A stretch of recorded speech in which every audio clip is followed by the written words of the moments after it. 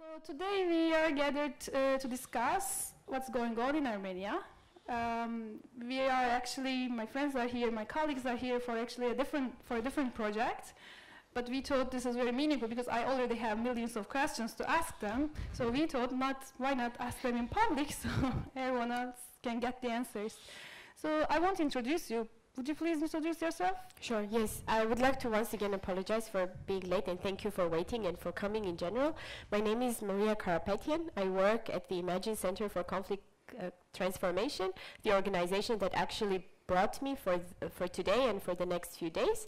And I also am a member of an initiative group that's called Serzh Sargsyan, which means Reject Serzh, and that was part of the movement that made the revolution in Armenia. Thank you, Maria. Phil? Thank you. My name is Philip Kamagelian. I also work with Maria and Pinar at the Imagine Center for Conflict Transformation. Apart from it, I also teach at Georgetown University in Washington. I'm here more, I would say, to hear Maria as well. I haven't seen her since the revolution started. So as an expert, maybe I can add a couple of words as somebody who was following the developments. But I'm much more interested in what you have to say than in talking. Yeah. He is being modest. So today we not only want to discuss what's going on in Armenia, but also what does it mean for Turkey and peace building as well. So that's why he's sitting there. And my name is Pınar Sayan. I'm the Turkey director of the Imagine Center for Conflict Transformation, as well as assistant professor at Beykoz University. So let's start. The format we will follow that I will ask them some questions. They will both have time to talk, and at the end I will open the floor for your questions. So first of all, I would like to start with the background of these protests, revolutions, as you call it, Maria. Why did it happen now? If people didn't like Sargsyan that much, why didn't it happen for the last 10 years? Because he got the elections results he got. So what happened now? Actually, this movement, for some people, has a history of exactly 10 years, starting in the period when Serzh Sargsyan came to power in 2008. So for a lot of people, this means the conclusion or the culmination point of a struggle of 10 years. And there have been many different protests throughout these 10 years. Some of them have brought up social issues, some of them environmental issues, some of them economic issues, but all of them had the context of politics as well. Why exactly now? It's because Serzh Sargsyan served his 2 terms as president.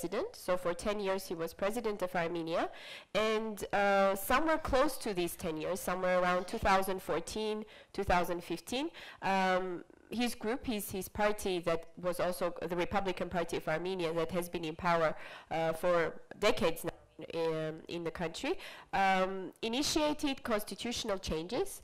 So the constitution of Armenia was changed in 2015, making Armenia a parliamentary country. And at the time when the constitutional amendments were being discussed, Serzh Sargsyan explicitly promised, we even remember the specific date, April 10, 2014, when he said that he generally is not in favor of these constitutional changes, but should they take place, he does not have any claims to be prime minister, and he generally thinks that nobody should lead a country a 3rd term. So he perhaps, if there were constituencies in Armenia that favored the Republican Party, favored Serzh Sargsyan, perhaps they saw this also as a good change to ensure some transition of power in the country through, democratic elections and through some sort of a change. So he basically perhaps also convinced a part of the society to vote in favor of the constitution. Now, the constitutional amendments referendum is believed to have gone through fraud, and a lot of people do not believe that it has passed in general. But since 2015, when the referendum happened, Armenia started transitioning into a parliamentarian system. And in 2017, we had in spring the parliamentary elections. And now that the year had passed after those parliamentary elections and Serzh Sargsyan's 2nd term as president was ending, this was the last period of transition to a full parliamentary system. So this would be the last thing happening to kind of make the new constitution enter into full force. And when the constitutional amendments were happening, Sargsyan and many other officials have explained that, well, apparently after presidential elections there are periods of turbulence in Armenia because people protest when they don't like the results of the elections. So one of the reasons why we're transitioning to a parliamentary system was that this will ensure that there are no presidential elections, hence there are no protests. You know, we will just have the parliament and they will elect the prime minister, and things will go much smoother. So this was explicitly told to the society that we're transitioning to this new system, so you know, this election of one particular person would not cause public turbulence. So it was around March 1, it was actually on March 1, when we came back from a commemoration event of the victims of March 1, 2008. That was when Serzh Sargsyan was elected president, and following, during the protests against him becoming president, 10 people were killed, 8 civilians and 2 police people. So it was after the commemoration of that event when we had gathered with a group of friends and we were discussing the political situation in the country, whether there is any possibility to do some sort of a protest. And some of us strongly believed that even if pragmatic politics and a lot of people around us tell us that there is no potential for public mobilization around this last transition, some of us believed that it's a matter of principle, that even if we are the only ones standing in the street, we will do it regardless of the numbers. So what was wrong with his 2 terms as a president? Now, throughout these 10 years, a lot of deep political analysis has been done for the problems that he has created for the country. And to summarize just a few, Armenia for those 10 years has seen the emigration of 387,000 people. So for a country that has an official population of 2.8 million, and the real number is much less than this, this is a huge number. Another problem is that in Armenia, 30% of the population lives under the poverty line, and throughout Serzh Sargsyan's presidency, this number, it used to be 28%, now it's 30%. So there is an increase, which might not seem such a large increase at first sight. However, if you take into consideration that part of the people that emigrate out of the country are those poor constituencies, then this number is actually increasing every year, just engulfing more and more layers of the society into it.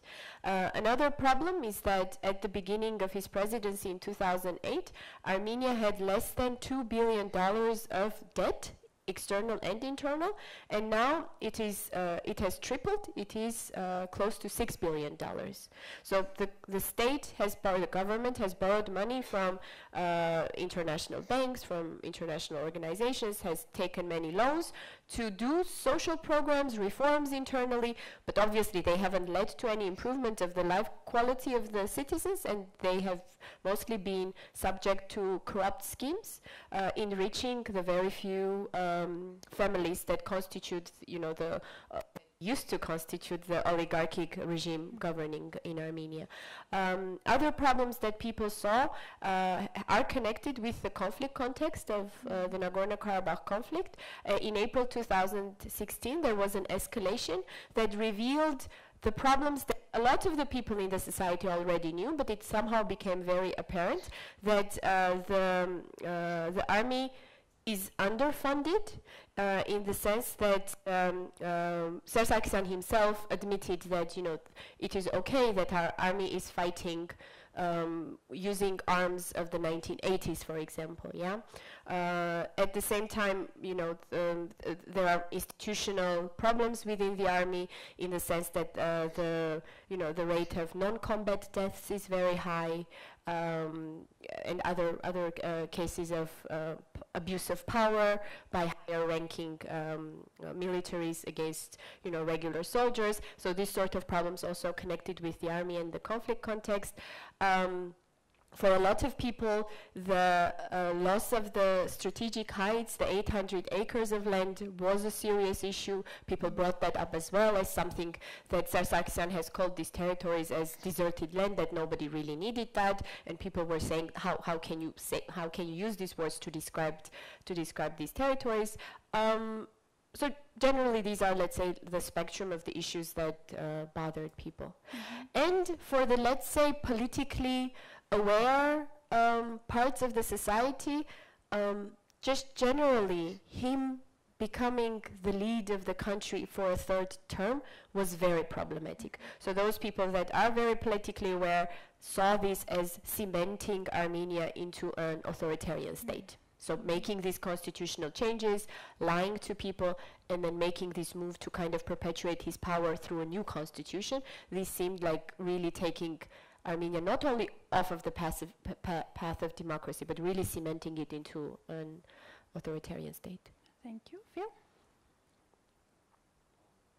So since Maria told a lot of the specifics, I'll try to take a bit of a kind of outside and bigger picture look.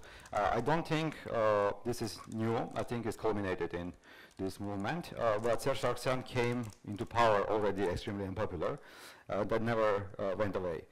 So in a way, he was a successor of the previous president. So they were actually two kind of allies very closely associated with each other. So you can talk about this as 20-year rule, not 10-year rule of Kocaran Sargsyan. It always was known that he's going to replace Kocaran, who also was unpopular, and he came again to power through fraudulent elections. There were big protests that again 8 people were killed, 8 civilians, and 2 police people were killed, and that only ended because the leader of the protest at the time, the first president of Armenia, Petrosyan, decided not to risk more violence and essentially resigned and went home at that moment when the state resorted to violence. So he came already on this big wave of protest and very unpopular, and it never went away. So he continued through his whole tenure being very unpopular. Every chance there was to mobilize, there was immediate mobilization by people. Pretty much every election, almost irrespective of the opposition, would draw people into the streets, would draw kind of big protest vote. So this kept happening throughout, just on a smaller scale, and partially because there was no leader or movement willing to take it to the end, essentially. Yeah, so in 2013, where there was second election of Sargsyan, there was an opposition candidate who got a pretty big number of the votes, took people to the streets, but then again at some point it went down. He didn't really continue challenging the power for too long. In this case, the difference was that the movement didn't stop. Yeah, so once there was an opening, so it went demanding resignation, it went then demanding further changes. So I think there was a belief in a change, at least from the side of Pashinyan and others who supported him. And they were very well designed, well developed tactics and strategies. Yeah, so specifically the non-violence was very important difference with some of the previous ones, where this was very explicitly stated. And when, for example, the people moved towards the parliament and the police started pushing back, they didn't go forward. They actually changed directions and went in different places. Yes, started dispersing and holding demonstrations in a very decentralized way. So I think these tactics were very, very kind of well planned, well designed. And again, the intention to go to the end was there. There was a clear leader who intended to actually replace the government, which didn't seem to be the case until now. So. Perfect place to continue. So Maria, can you talk about us, that 10 people back then talked about that, and afterwards, how did you organize, how did you develop these civil disobedience strategies that proved to be very successful? So, as I said in the answer to one of the previous questions, on March 1, we just had gathered a few friends, colleagues, and some of the people there I was meeting for the first time, and we had come back from this commemoration event of March 1, 2008, and in the conversation we just decided that we want to do something. That was, let's say, the minimal conclusion of that evening. And then starting from March 1, almost every day after work, or even taking time off of working hours, we met as a group of about 10 people. And at that time, at the beginning of March, there was very little taking place politically. So Nikol Pashinyan has a party, it's called Civic Contract, and it is in a faction in the parliament with 2 other small parties. And together this faction, that's called YELK, has 7 seats in the parliament, so like a small coalition of 3 small parties. And they have 7 seats. And at that time they were discussing at the beginning of March whether they should do street protests at all, and 2 of the parties in that faction strongly believed that we should go the way of institutional opposition and prepare ourselves for the next parliamentary elections, so there is no potential for mobilization in the streets. And Nikol Pashinyan's party, the Civic Contract Party, thought that there is the possibility to mobilize the street. But they were in discussions. They didn't have a decision. And we planned our first, our group, the initiative group Reject Serzh, brought together, let's say, civic activists, people also that have experience with politics in the past, political analysts, people of very different backgrounds and also very different, perhaps, political views on the spectrum of left to right. We planned our first action for March 24. We did not notify the municipality by a special notification because we knew that it would be a small protest, perhaps not even exceeding 100 people. And our aim of that first protest on March 24 was to raise awareness, to awaken some part of the public. So we also adopted this methodology of trying to have messages for the public rather than long speeches, because we understood that we're starting our work in a context of an atmosphere of fear, depression, disillusionment. People didn't really believe in the possibility of changes. So we knew that if we gather in a square and start delivering, critical speeches of the politics of the past decades, it's going to drive people deeper into this depression. All of the political texts had been said in a serious tone. What was really lacking was empowerment for the people to believe that they could change things. So we adopted this style of satire, of black humor, and short messaging on posters, basically. So something very, perhaps even fun as a part of political protest. We were criticized for this in the sense that people were saying that because there is no potential for large-scale political mobilization, what you're doing is you're creating legitimacy for Serzh Sargsyan. He's people who favor him, and he himself can point to the streets and say, well, look, there are, maximum 1,000 marginals protesting against me becoming prime minister, which means that everybody else is in full consensus with what's happening, what was supposed to be happening in the parliament, electing him as prime minister. But for us, it was, as I said, a matter of principle. And the first, let's say, the minimum program that we had, the minimum goal that we had formulated for ourselves was to spoil his party. And this spoil his party phrase actually derives from something he has said. A few years ago, he traveled to the city of Gyumri in the north of Armenia in celebration of some occasion, I don't remember what, and a woman approached him in front of the media. She started expressing her grievance about the loss of her son in the army, and Serzh Sargsyan turned to her and said, why, woman, you've come here to spoil our celebration? And this really enraged the society at the time. And this is just one example of Serzh Sargsyan, blurting something of the sorts out and really making the society angry. In general, he has very few skills of speaking with people directly, and the negotiations, of which I'm sure we will talk at some point, testify to this. So our minimal program was, let's say, borrowing this phrase from him, is to spoil his party, to spoil his celebration. So it doesn't seem as though everything is so smooth. He just transitioned from the president to the prime minister without even changing his residency, because he changed the, presidential residence now became the prime minister's residence. And he consolidated so many powers in the role of the prime minister, more than the president used to have. And the reason for this, because, as you transition to a parliamentary system, the parliament is supposed to become somehow very powerful, right? So to balance this off, he had consolidated a lot into the prime minister's hands, powers that even the president didn't have previously.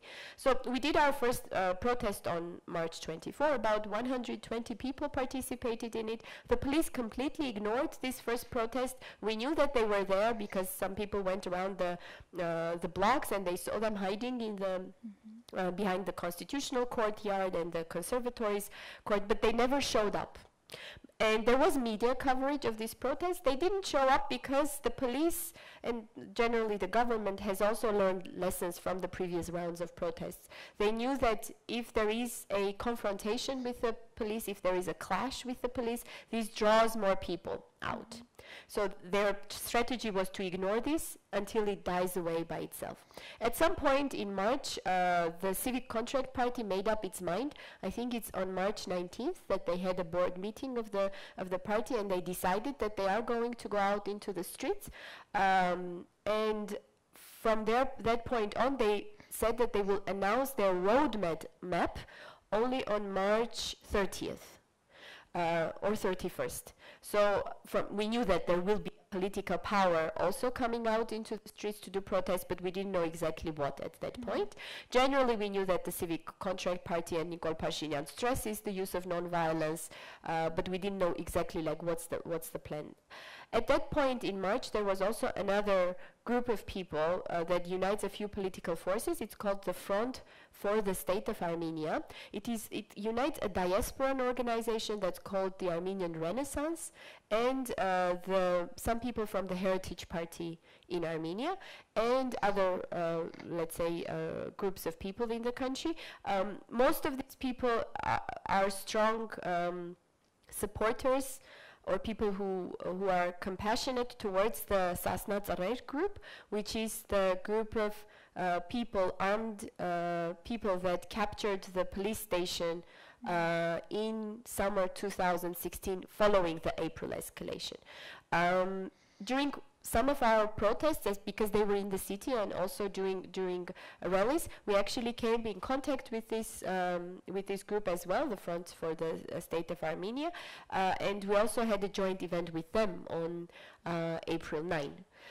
On April 4, we started, another action. We were gathering Serzh Sargsyan's money for his pension, because on April 9 he was supposed to leave his presidential post, and we said that he actually went to the Academy of Sciences in Armenia during those days, and as the scientists were expressing, their ideas about the problems in the sphere, some of them, were saying that there is a lack of funding of sciences in Armenia, and Serzh Sargsyan responded to them saying, you want money? Well, everybody wants money. I also want money.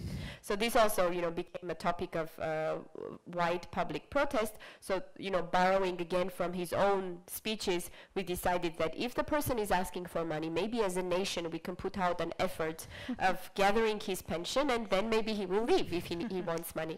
But again, this was in that same line of black humor and satire. But we went out, we sat in front of the metro station collecting money, and people were asked to specifically give like 10 drum coins and 20 drum coins, which is very low. You practically can't buy anything with those coins. It's like 1/10 of a ticket for a metro. And a lot of people actually were asking, like, what's happening? A lot of people didn't know that there are protests in the city happening at that time. We also used this as an opportunity to hand out flyers of the big rally that was supposed to happen on April 9. So it was this sort of persistent, small-scale actions of raising awareness, protesting in the street, becoming visible, getting coverage in the media. And when I say media, this is only, let's say, media on the internet, TV and other media sources. Nothing on regular TV channels was covered. The public TV of Armenia didn't say a word about all of this until Serzh Sargsyan resigned. So nothing was happening in the country according to the public TV until the day he actually resigned. So it all started with this. At some point, we started coordinating with the Civic Contract Party on March 30th, before Nikol Pashinyan started his walk from the city of Gyumri. We met with him. Our initiative group met with his political team. We agreed to merge our two slogans. So Nikol Pashinyan's party, the Civic Contract, announced its roadmap of the protest, which was called 10+4. 10 days of walking from the city of Gyumri, which is the second largest city, to the city of Venezor, which is the third one, and then across the country from the north all the way to Yerevan for 10 days. And then it was supposed to be followed by 4 days of protests in the city, culminating on the day of the elections in the parliament, April 17th. So the whole idea of this approach was walking, physical movement, and making a step. And actually their initiative of the Civic Contract Party was called My Step. Our initiative was called Reject Serzh. So we decided that these two messages actually complement each other very well. The civic contracts message was empowering for the people, letting them know what is that one specific thing they can do to express their dissent with the situation in Armenia. Whereas the Reject Serzh movement gave this entire process the problematics. What is it that we problematize? What is it that we're unhappy with?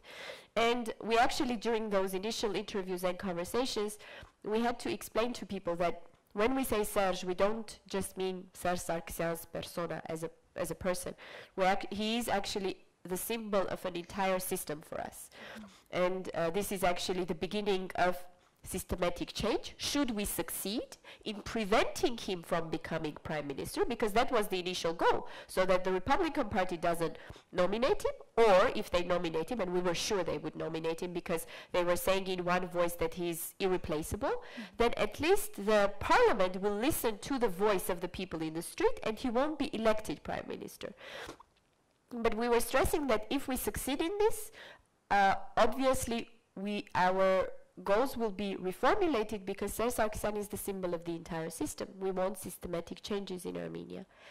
So yeah, these two slogans merged, giving people both an empowering message, but also a message telling what is the problem, what is the specific thing that we are inviting them to struggle against together with us.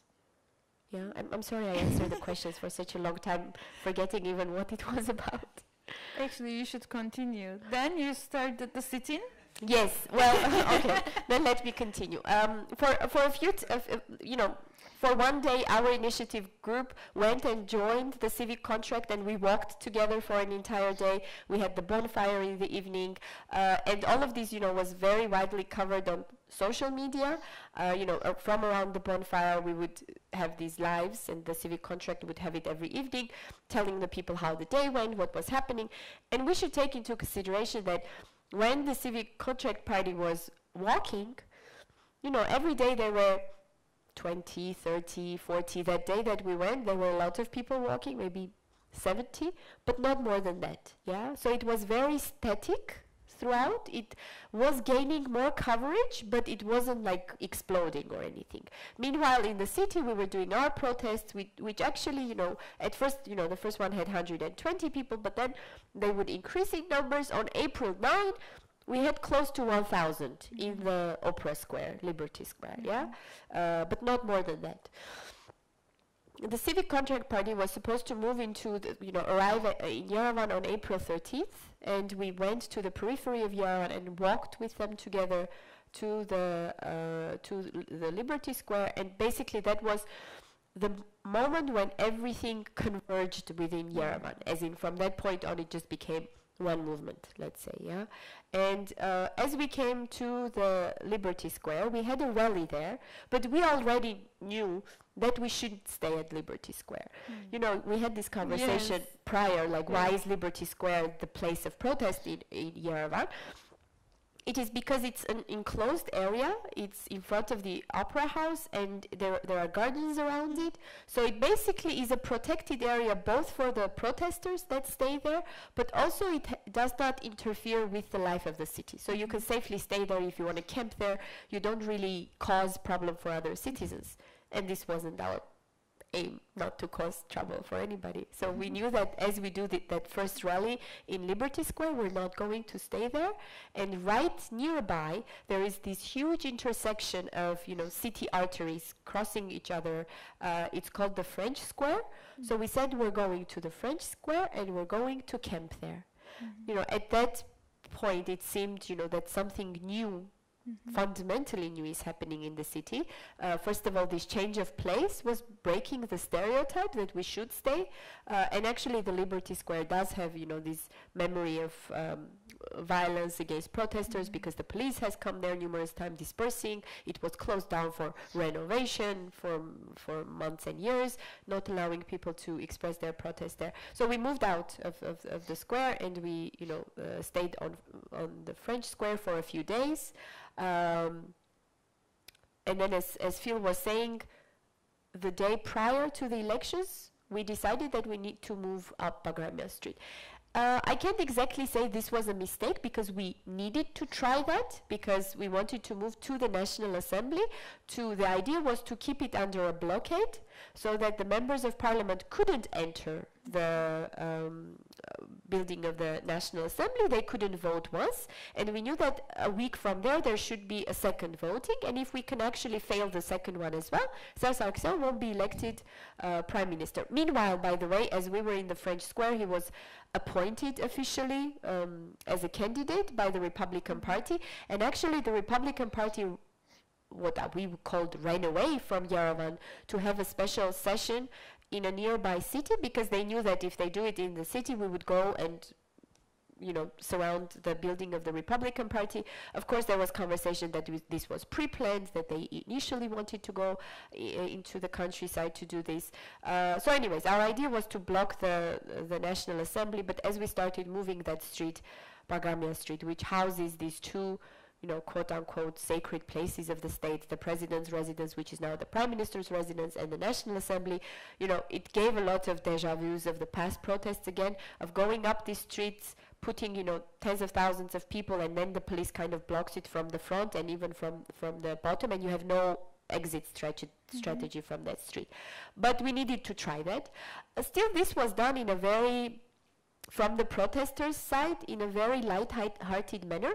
For example, Nicole Pashinyan was saying that he's just going to work. And he actually has visitors for that day. And like thousands of them. Tens of thousands. That day were about 20,000 visitors. And he also had his colleagues, the other deputies of the Civic Contract Party. And he was actually arguing with, the head of police that I'm going to work, and today is a visitors' day for me, so these are my visitors. Won't you let us go to the National Assembly? Obviously, that didn't happen. There was barbed wire put up. Then the police used the sound grenades quite, I don't know if the word applies, unskillfully, in the sense that they shot them into the people, not in the air or in open distance. They actually hurt a number of protesters, but also police people, because they were shooting it in the line of, let's say, contact between the two groups. Pashinyan himself climbed up the barbed wire. About 100 protesters broke the line of barbed wire and went into the ranks of the police, but then they were thrown back, obviously, again. So that there happened this, moment of clash. Then they, managed to distance each other. So the police went back, and also the protesters went back, and we retreated from Bagramia Street onto the French Square again, and we quickly made a reflection about what had happened, and we realized that... Who are you? How many people were how many people it takes to make a revolution? How many people? That's the thing. This entire movement was led, and this was said from the platform to the people, that this revolution has thousands of leaders. This was actually one of the phrases repeated to them, that every single person is a leader in this revolution, especially using this methodology of decentralized civic disobedience. Every person, as long as they agreed to the principles of nonviolent struggle, they could be as creative with the type of the protest that they want to lead as possible. So it's very fluid. I can't really draw a line of saying, this is the group of people that were making decisions. It was truly decentralized. But if you were to ask me vaguely, let's say in the evenings as we were gathering to strategize for the next day, we would be somewhere, between 15 to 30 people, like sometimes as many as 30 people, including activists, including, you know, people that would come just to that one meeting, you know, very large meetings as well, discussing what is the plan for the next day. So that moment, actually, after we failed to go up Bagramia Street, we realized that we should withdraw and break that stereotype as well, that that street and those buildings should not be our primary target, and that our primary goal should be paralyzing the entire country until they listen to us. So from that day on, there was a specific announcement for the people to self-organize themselves in their districts, in their yards, that there was no need to come to French Square every day, that we weren't going to camp in the French Square anymore, we weren't going to sleep in the street anymore in the tents, or, you know, using these wood stoves, because those were cold nights, and that we will just organize a blackout in the country in terms of strikes in educational institutions, strikes in workplaces, and this gradually, you know, evolved more and more people.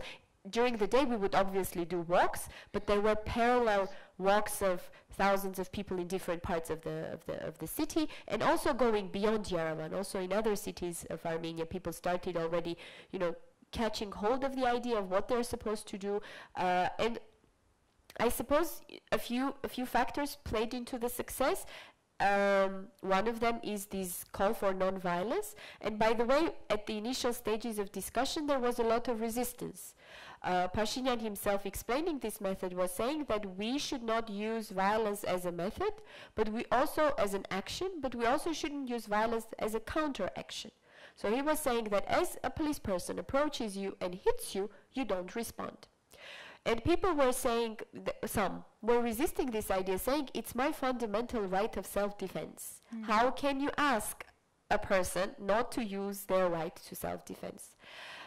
So there was, people who didn't really understand how this should be working. How am I supposed to just get beaten up as a means of struggle? Pashinyan stressed that it would be a struggle of open hands, but not necessarily a soft struggle, yeah? That it would be rigid, that it would really reach its goal it would be very determined, and it won't be soft. So, you know, gradually I would say that the society transformed itself, people started believing in it as they started practicing the method. So they truly saw that as they are, you know, smiling and raising their hands up, the police doesn't really have an excuse to attack. And as you raise your hands up, and you're smiling, and you're positive, it's very easy to identify provocateurs. And there were many cases when there were provocateurs sent into the crowds of the protesters, trying to stir up a confrontation with the police. But it was so easy for people to identify these people and isolate them, to tell them to either calm down if they are one of the peaceful protesters, or to leave the place. They would even ask the police to take care of the person that, you know, wasn't behaving according to the declared principle.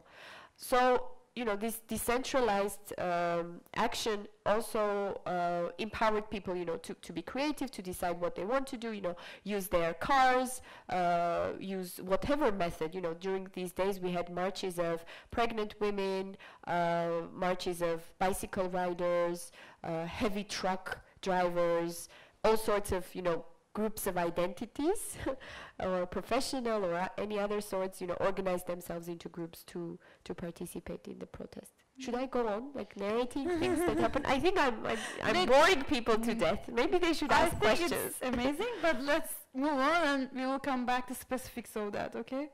I also already have millions of other questions, but I'm holding back now because of the time's sake. I would like to ask, who is Pashinyan? How could he emerge as the movement? Phil, let me ask you this, because you have been observing Armenian politics for years. Did you expect him to emerge as the leader or prime minister? Yes, yeah, no, definitely. Yeah, it's actually, he's the first leader who I supported ever myself. Yeah, so because. And there is, I think, this generational change moment that's being discussed, and that's one of the reasons. Let me actually take another step back here and then talk about Pashinyan. Yeah, I think putting him into context.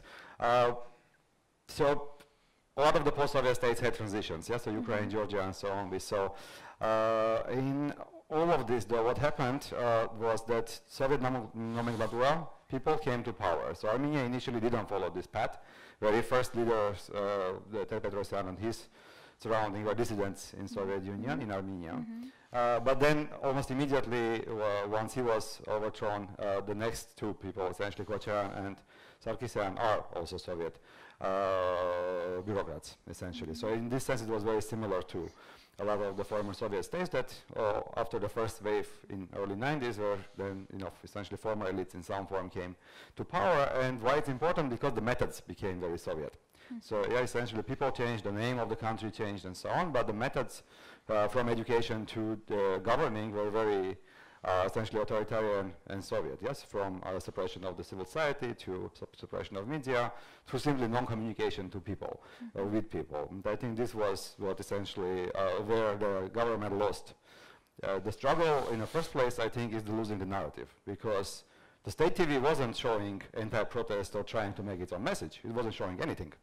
Right? The state TV was running movies, concerts, some random stuff, while clearly you look out the window and there are protests. Familiar with that, yeah. Right, but the social media and independent media, which played, I think, very big role, weren't silent. So it's funny because you, turn to state TV, nothing is happening, then you turn into RFRL or CivilNet or some other essentially independent internet stations, and suddenly you see protests, everything is covered. So it was this very big dissonance of, again, the state not trying to put alternative narratives forward, argue why Sargsyan should be prime minister. Maybe they were doing it somehow, but it wasn't visible at all.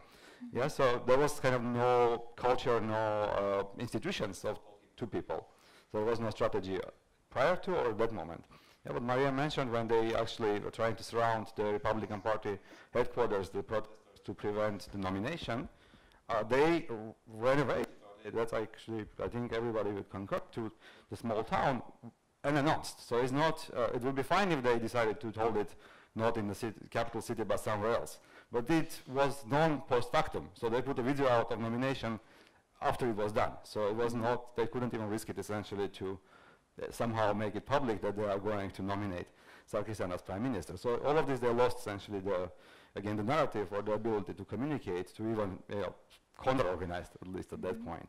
And why Pashinyan, I think, and this kind of young people are very important. I think this is the first time in my experience. Again, Saakashvili somewhat can talk about being post-Soviet generation and his government being young, but they came from within the government. They split from the government. This time in Armenia, it wasn't the case. But this, I think, is the first post-Soviet generation fully led struggle again, with some parallels to Georgia in that sense. And in that sense, I did see Pashinyan for a long time as a very alternative leader who wasn't using the same tactics, who wasn't using the same models, and who was willing to listen and really incorporate a very broad spectrum of ideas into his thinking. Yeah, so, but that's, I'm talking about a number of years. So simply there was no other leader, I would say, since pretty much Petrosyan in 2008, who would step in. So in 2013, we had elections, and there were a number of candidates. Whoever emerged to be the frontrunner gathered people behind him, but it just was against the regime rather than in favor, I would believe, at that point. So any other candidate could have been getting frontrunner position among opposition, would have gathered the same people. Yeah, I don't think there was strategy. I couldn't get myself to support him, for example, because, okay, yes, I understand the anti-Serzh point, but then what? Like, do I trust you enough to actually be able to run the country? And my personal answer was no, although he's a very nice person. Yeah, but it's not good enough to run. It's not good enough to be a nice person to run a country. Pashinyan seemed to be much more strategic, much more planning, really thinking ahead for many years. So I did see him as the only really alternative to really get to this stage. But in terms of a larger crowd, I think it was very important that this was led by very decentralized way by a lot of civil society actors, and I think that on its own is a very key, that it was very civil society led movement, which is very different from previous political led movements, because these aren't people who even have intention to go to the government, and I think that's a very important point on its own. It also speaks to the strength of the civil society of Armenia, which we were talking about, and very really believed by many observers that there is a strong civil society in Armenia. And I think that we have a chance now for decolonization, which we are talking a lot, that essentially all the post-Soviet states are essentially post-colonial or colonial in nature. The relationship is defined completely by relationship to Moscow, but also either in favor or against, but either way is defined by relationship to Moscow, but it's also defined by the legacy of Soviet institutions that replicate themselves in the current institutions of most of the post-Soviet countries, if not all. So I think there is a chance now for transformational relationship. It doesn't mean break of relationship with Moscow at all. This is not what I'm referring to. It's a big nearby country. You need to have relationship, but it doesn't need to be vassal to some kind of a big god sitting there. Relations, which seem to be the understanding. So I think it can be much more equal footing relationships, which I hope it will develop toward. And anything more? Let's move on from that point. What now for Armenia? What do you expect as protesters who went to streets? I think there will be another round of elections. Then what do you expect? And let's connect it with Nagorno-Karabakh, Azerbaijan, and Turkey. How will this change will affect those relations? What do you think? I guess I'll start talking from the point of why this is a revolution, why this is not just change of power. And a lot of people are raising this question. Some people don't use this word; they use it cautiously. But nowadays, in Armenia, everybody calls it a revolution, and also people who were pro-regime, for example, the current president of Armenia, in this new parliamentary system, he also uses the word. So it's widely acknowledged that it is a revolution.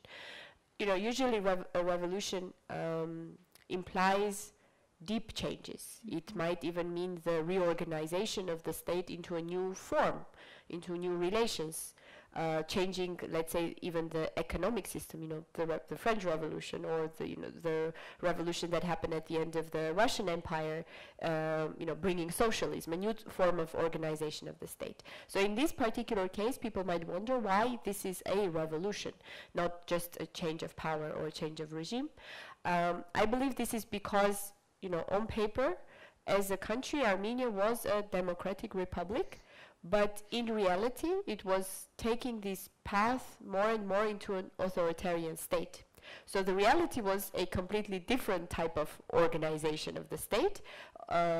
Criminal oligarchic circles were running. The economy was grown together with power and politics. So that was the reality. Whereas on paper, it was supposed to be a completely different sort of organization. So this is a revolution in the sense that it is supposed to bring the reality close or make it identical to what's written in the constitution and in other fundamental laws of the country. Now about the changes, for this movement, let's say the day of the revolution was the 23rd of April, when Serzh Sargsyan resigned. This was an act that was not believed that it was possible to achieve this, so, politically it happened. Then on May 8th, Nicole Pashinyan was appointed Prime Minister, so another political act happened, consolidating. An important revolution has happened in the minds of people. This awakening, this change of mindset that citizens can influence politics, and they are actually the ones that can influence politics. This has also taken place. Now, the changes that need to happen will have to encompass the entire spectrum of fields and relations in the society. So right now, what's happening is that people, all of the reforms, all of the changes that they, have been talking about for years are now having like an opening, a window, an opportunity to materialize themselves. So a lot of people are bringing up the concerns that they have had for many years as formulated demands for the new government and for the changes. At the same time, we should stress that people are also very patient. They view this revolution as their baby. And they also call each other for, that we need to be patient. This is going to take time. Things will not happen immediately. Also, it's important that the movement never made promises to the people in the forms of, more jobs or more investments. It never resembled an electoral campaign. It always talked about the elimination of the problems created by the previous regime first, eliminating corruption, making rule of law a reality in Armenia, and then saying that out of these, a lot of improvements will derive. Investments will start flowing once people aren't afraid to invest in Armenia because they see that it's dominated by oligarchs or monopolies, economic monopolies, eliminating them. So, people know that it's not like they are waiting until the moment their salaries are going to be raised thanks to the revolution, yeah? It's more about, let's say, having freedoms.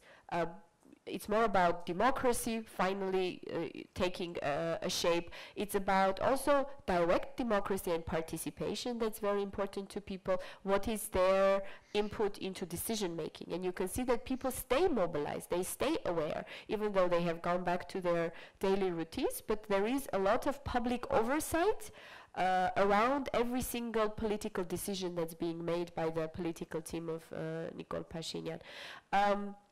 So right now, in terms of specific steps, Nikol Pashinyan is forming the government in transition. So he was elected.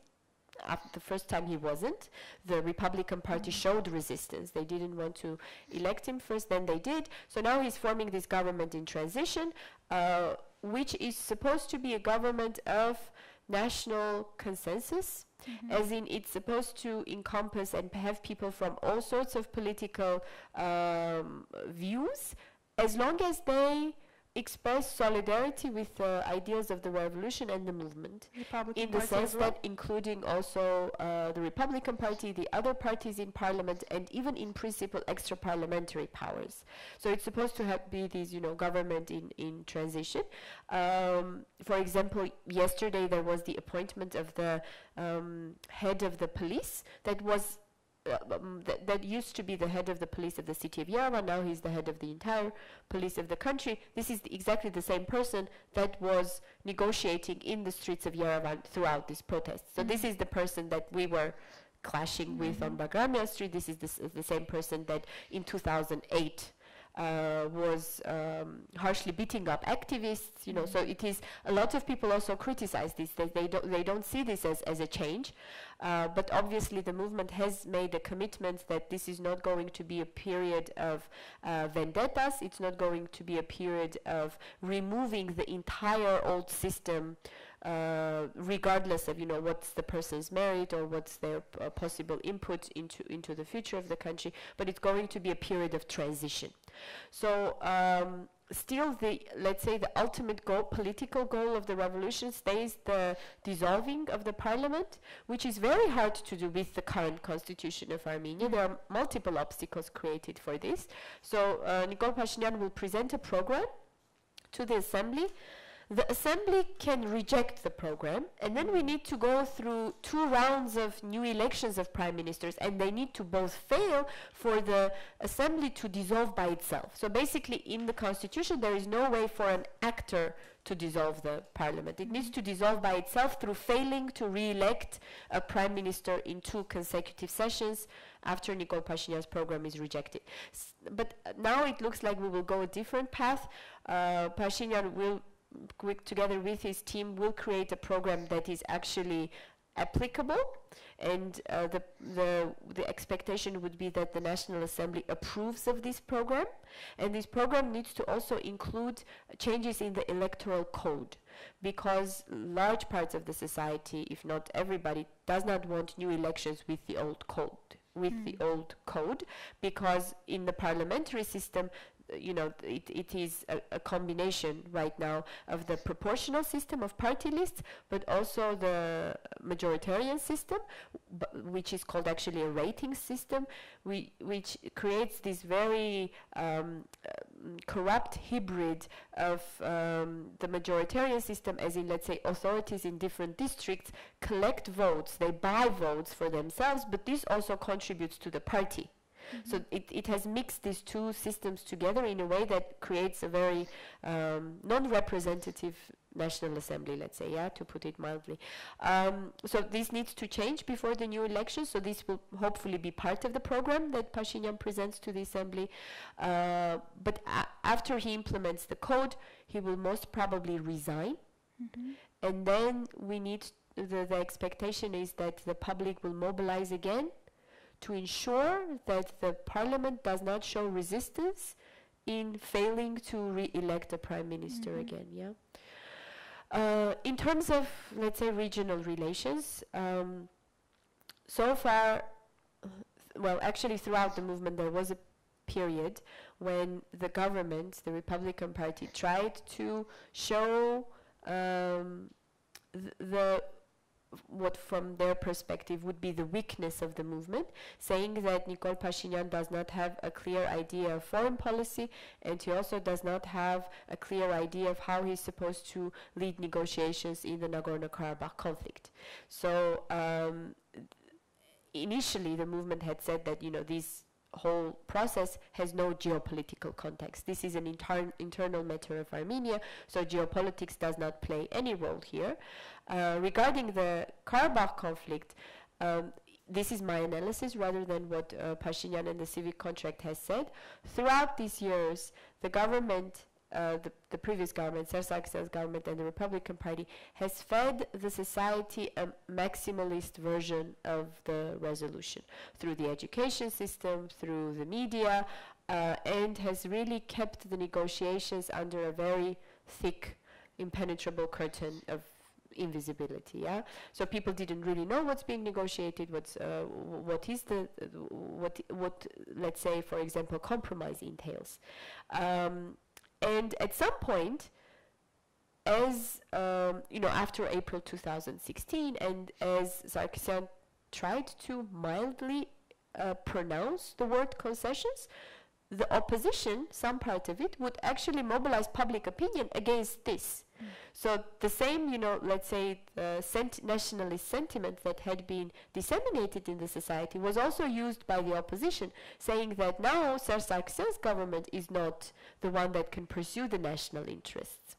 So now, within the context of this movement, when Pashinyan was criticized for not having skills, experience in negotiating for the conflict, what happened is that the movement started drawing from that same tissue of nationalism in order not to show vulnerability.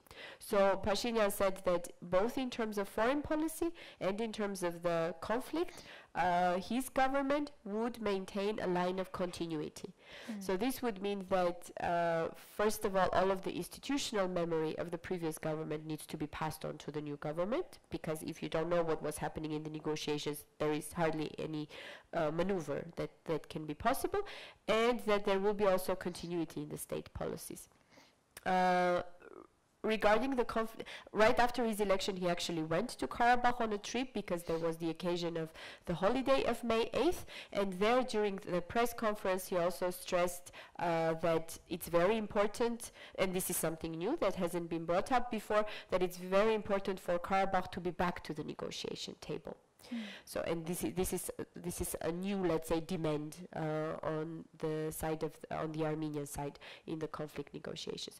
Regarding Turkey, he was asked again by one of the journalists what are the expectations in relations to Turkey. He has said that Armenia is open to restart negotiations regarding the opening of the border, but without preconditions.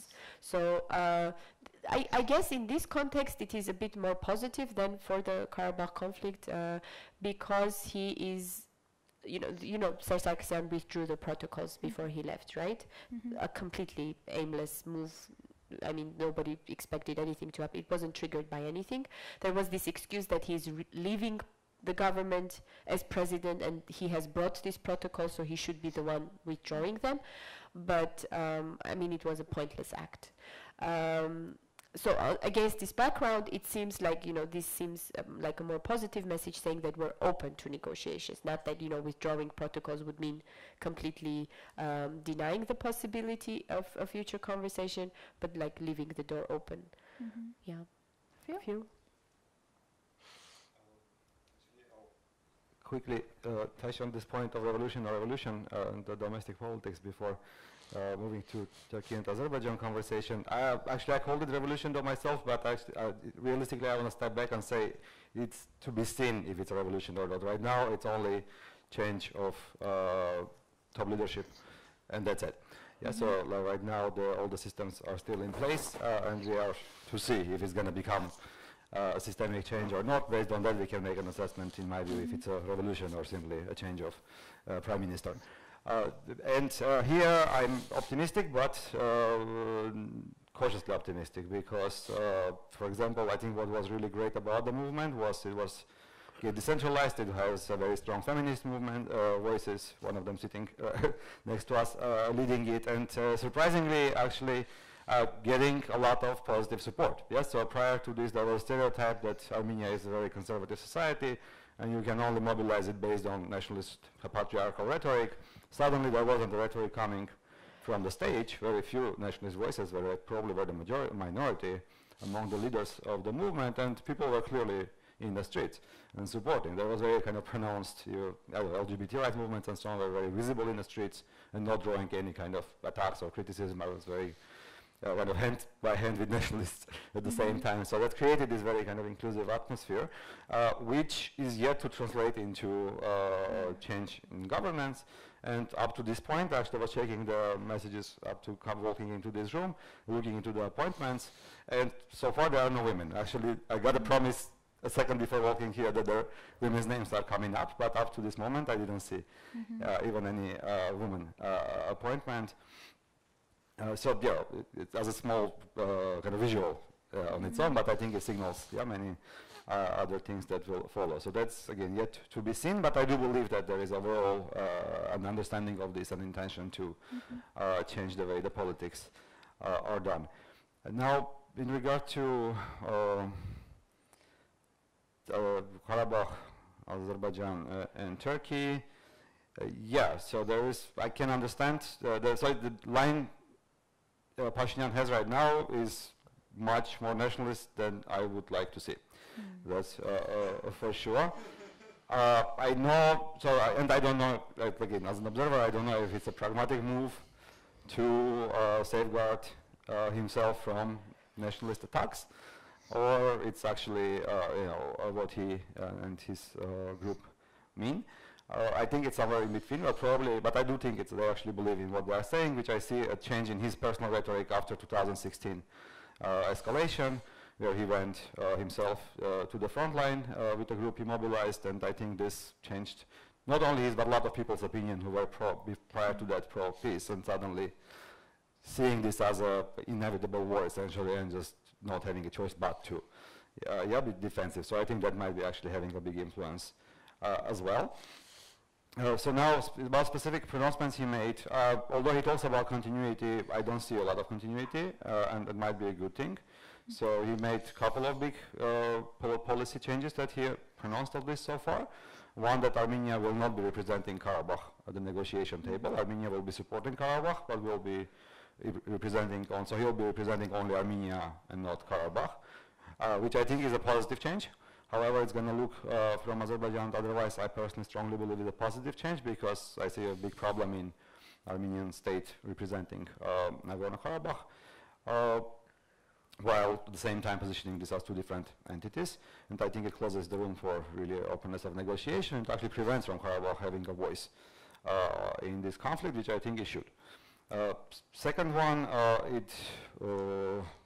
he talked about that Azerbaijan rhetoric should scale down before there is something to talk about, which I also support, because at this point the last pronouncements by the Azerbaijani president were about claiming essentially Yerevan and essentially the rest of Armenia, not only Karabakh, and it's a bit too maximalist to really have a chance to have any kind of productive discussion. Overall, there is very belligerent rhetoric coming overall from both sides, I would say.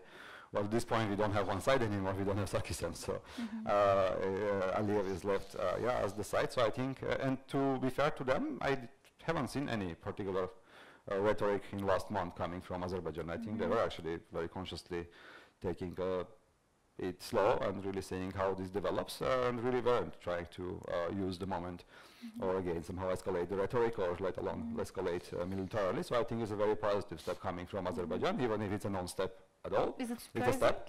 Yeah, it's not surprising, but I think it's a very conscious, intentional, positive step. It should be taken as such from the Armenian side and somehow reciprocated. And the one point that he makes strongly, which is goes beyond what Sargsyan has done until now, publicly, essentially talking about no negotiation before Azerbaijan accepting the right of Karabakh for self-determination. So I think this is where it's a bit of and also he talks about incorporating formally Karabakh into Armenia, which are two things that were assumed from Armenian side having this position, but they weren't pronounced by the Sargsyan or Kocharan governments publicly as such. Yeah, so this is in a way a harder line he takes than the predecessors did. So again, there are some things which I think are positive from what he says, some things that are drawing harder line. I hope again is drawing a line for harder negotiation stance rather than non-negotiable lines that has to be seen. And some other thing that I think is Pashinyan's turn to say something. Everybody's eyes are on him. Everybody knows Aliye's position, everybody knows Turkey's position, everybody knows Russian position, EU position, nothing going to change. Everybody right now is waiting on in regard to the conflict. He has to say something. At this point, he cannot not say something. Yeah? So not Turkey, not Azerbaijan, no negotiators will make moves without understanding what is the message coming from Yerevan, because this is the new actor. All the actors are in place. So I think that considering that, okay, maybe he needs to draw some hard line, but he also needs to give messages of opening and where is this opening, which so far I have not been hearing at all. And I think there are many, many possibilities of signaling opening that don't necessarily contradict the hard line, such as, for example, let's be creative about the way we think about the resolution of this conflict. There are a lot of peace process options that have never been tried so far. In our group, we discussed a lot of things like transitional justice, the free economic zones, whatever it is. There is actually very strong focus on those who suffered from the conflict. There are hundreds of thousands, over 1 million people overall for a pretty small region that are displaced. Nobody really tried to do something for them or take any responsibility other than politicizing them for nationalist ends. Yeah, so we can start talking about the rights of the displaced. So there are a lot of steps that can be taken without necessarily talking about giving up territory, which seems to be a red line on, everywhere. Yeah, so I think similar to Turkey. I think telling Turkey should make a step is not productive at this stage, because again, Turkey's position didn't change. Turkey's actors didn't change. Armenian actor has changed. So Armenian actor has to make its step, signal what is the policy, and then there can be a conversation. Yeah, so I think the ball is essentially on his end, and he needs to make a step here. Thank you.